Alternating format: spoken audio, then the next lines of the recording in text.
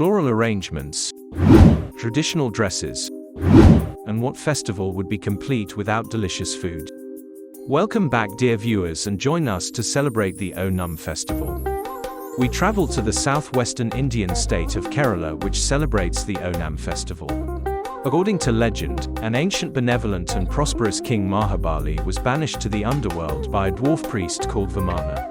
On seeing the love the king had for his subjects, Vamana allows the king to visit his subjects and kingdom once a year. This is celebrated as the Onam festival throughout Kerala. The Onam festival also coincides with the harvest season. Flower petals are used to make designs in front of houses.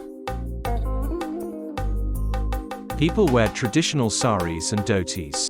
And of course, no celebration would be complete without the feast. In this case, it is called the Onam Sadya.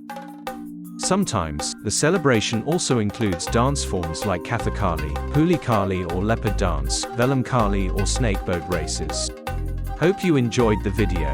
Subscribe to this channel for more festivals, and if you would like your festival featured on my channel.